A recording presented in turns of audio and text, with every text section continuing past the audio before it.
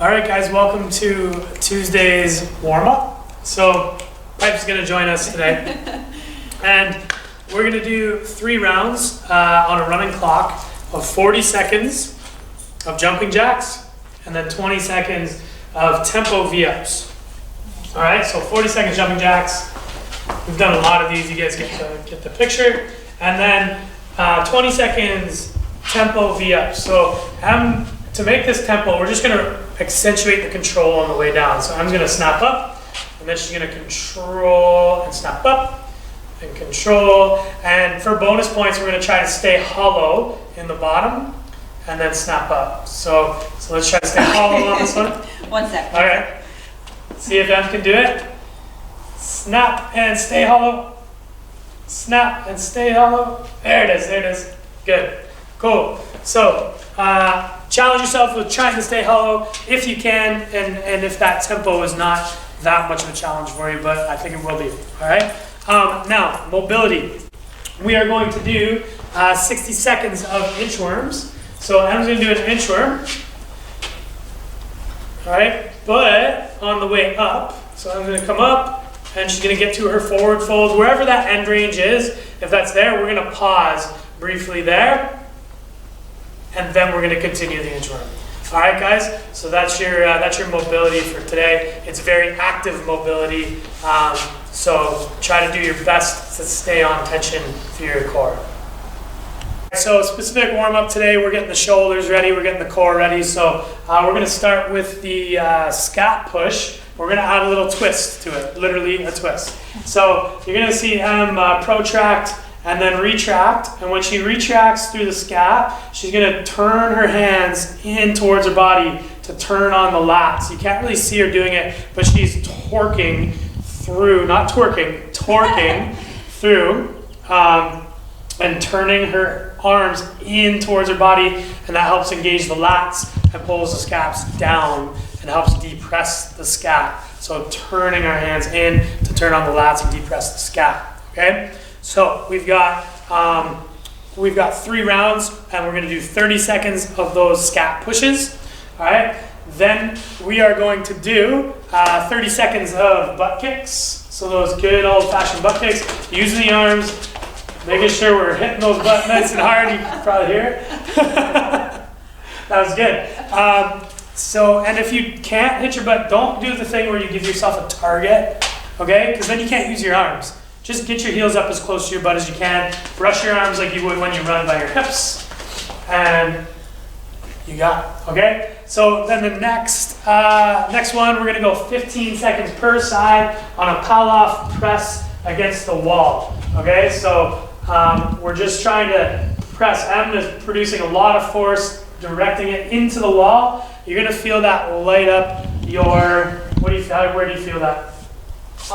You're doing it incredibly wrong. Well, like, I guess that's right. Kidding. No, you're gonna feel that light up through the lats, and where I'm pointed. That's good. You'll feel that as soon as you press. That's for some iso contraction through the midline and through the shoulder, because those two things work together. Okay, so we're 3 rounds, 30 seconds on the scat push, 30 seconds on the butt kicks, and then 15 seconds per side on the Palloff press against the wall. All right, guys? All right, guys. So part A today, some gymnastics training for us, built for muscular endurance. This one is going to be difficult, okay? We're on a pace time of 3 minutes, so every 3 minutes, we're going for 5 sets, so 15 minutes.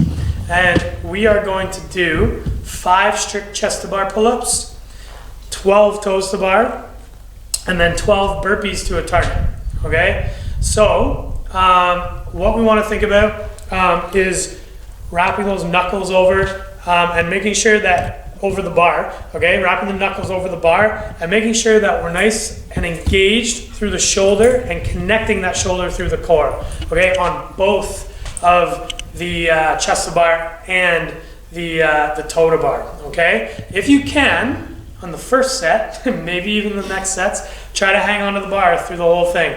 I'm going to demo here, chest to bar.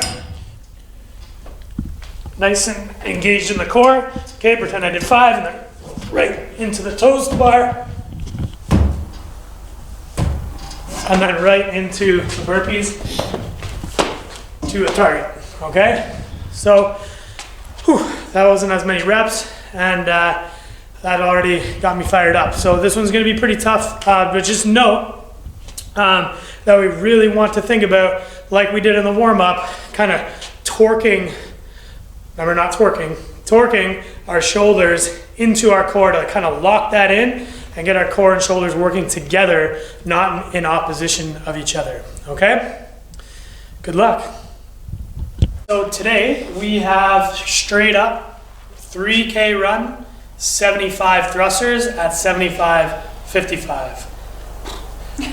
Okay, so this is an aerobic stimulus, all right? Don't go crazy hot at the gate. We know that. Kind of maintainable pace throughout.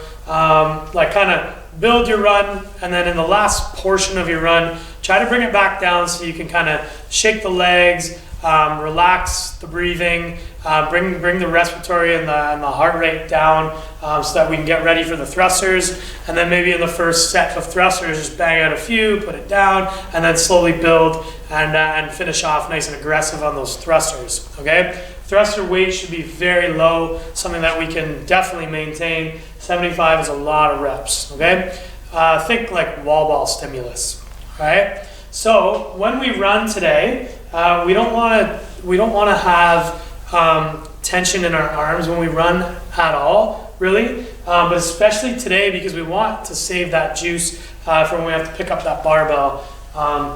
So Em's going to kind of show you kind of how we were just working on our running technique, and then had the tendency to like really compress her arms, okay, through her elbow angle. So if you look at that elbow angle, what we want Em to do to relax those arms is open up. So we want a 90-degree angle. We don't want to open up too much where it's like straight and we're like kind of doing one of these, okay? We don't want the force to come through the elbow because we're not generating that force with the body. We want a 90-degree bend in the elbow, and we want to lock it there. We want to relax shoulders, and we want to drive through the shoulders. It's a much more relaxed position, and we get more force through the legs by driving through the shoulder that way, okay? So saves energy, and we produce more force. That's a win-win, okay? So when we get back from that run, we pick up our thruster bar.